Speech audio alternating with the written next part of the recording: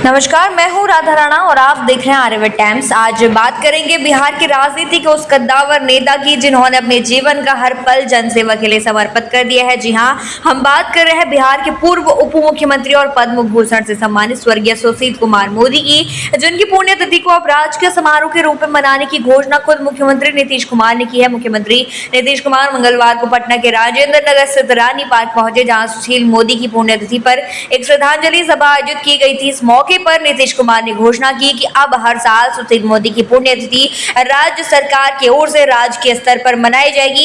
यही नहीं, उन्होंने यह भी ऐलान किया कि अब रानी पार्क का नाम बदलकर सुशील कुमार मोदी स्मृति पार्क रखा गया है और जल्द ही इस पार्क में उनकी आदमकद प्रतिमा भी स्थापित की जाएगी। जी हाँ, कार्यक्रम के दौरान मुख्यमंत्री ने स्वर्गीय सुशील मोदी की तेल चित्र पर पुष्प अर्पित करे, उन्हें भावभीनी श्रद्धांजलि दी। उनके साथ उप मुख्यमंत्री सम्राट चौधरी, विजय कुमार सिन्हा, स्वास्थ्य मंत्री मंगल पांडे, जल संसाधन मंत्री विजय कुमार चौधरी, पथ निर्माण मंत्री नितिन नवीन, पंचायती राज मंत्री केदार प्रसाद गुप्ता समेत कई मंत्रीगण, विधायक, सांसद और गणमान्य लोग मौजूद रहे। सभी ने एक सुर में यह कहा कि सुशील मोदी का जीवन सादगी, समर्पण और सेवा की मिसाल रहा है।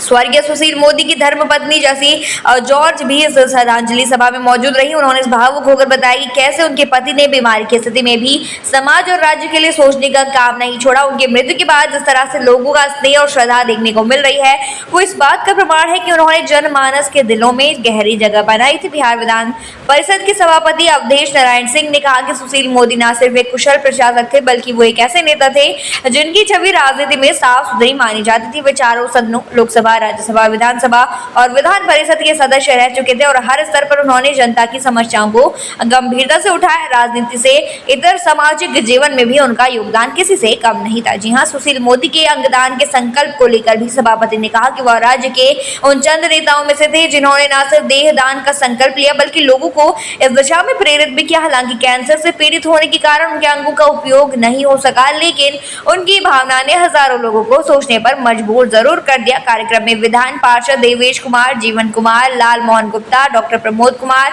विधान परिषद के सचिव अखिलेश कुमार झा समेत कई अधिकारियों और कर्मचारियों ने भी श्रद्धांजलि दी। सभी ने यह माना कि सुशील मोदी जैसा जन नेता वर्षों में एक बार पैदा होता है और उनकी कमी हमेशा खली।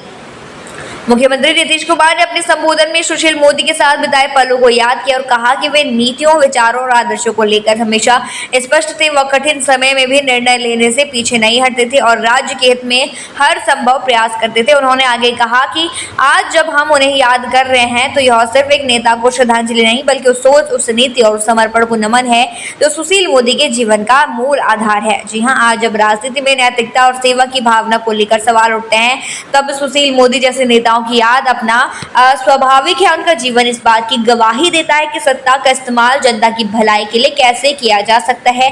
उनकी पुण्यतिथि को राज्य के सम्मान देने का निर्णय भी इस बात का संकेत है कि अच्छे काम और अच्छे सेवा भाव को न केवल पहचाना जाता है, बल्कि उसे सम्मान भी दिया जाता है। आप क्या सोचते हैं इस मुद्दे पर? हमें कमेंट सेक्शन में जरूर बताइए और बने रहिए आर्यव्रत टाइम्स के साथ ही चैनल को सब्सक्राइब करना न भूलें और हमारी फेसबुक और वेबसाइट के साथ भी जरूर जुड़े।